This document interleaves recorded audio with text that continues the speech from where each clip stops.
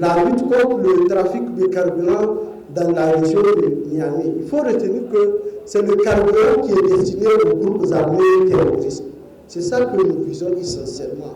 Et l'objectif, c'est d'amener les uns et les autres à prendre conscience des enjeux liés au trafic de carburant. Donc, 1 litre de carburant que vous avez servi à quelqu'un ou bien au bord de la voie publique peut se retrouver dans la brousse de Yabadé ou bien à l'arène et être utilisé pour attaquer un village ou bien pour attaquer une position de force de défense et de sécurité. Donc, pour ce thème, nous avons prévu une présentation. Donc, après la contextualisation, nous avons dégagé donc, les constats qui ont été faits sur le terrain. Après, nous allons parler des stations-service. Parce qu'on ne parle pas de carburant sans parler des stations de service. Tout commence par là. Donc, nous allons voir également la dynamique de ce trafic-là. Après, les modes d'acheminement. Donc, par quel mode les complices ou les terroristes acheminent le carburant de Niamey vers les zones cibles. Donc, qu'est-ce qui les motive? Donc, les motivations. Nous allons également voir les zones et les itinéraires du trafic. Quelles sont donc les zones ou les voies de contournement qu'ils utilisent pour arriver à leur fin?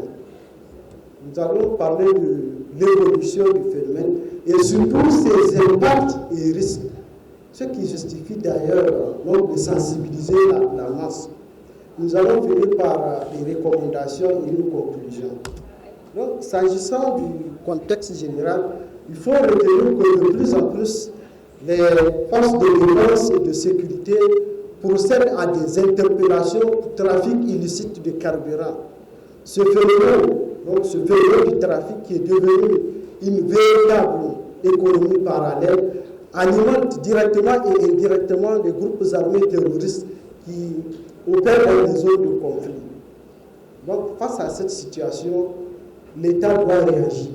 Voilà ce qui a amené le ministère de l'Intérieur à prendre une décision qui réglemente la vente et le transport de carburant.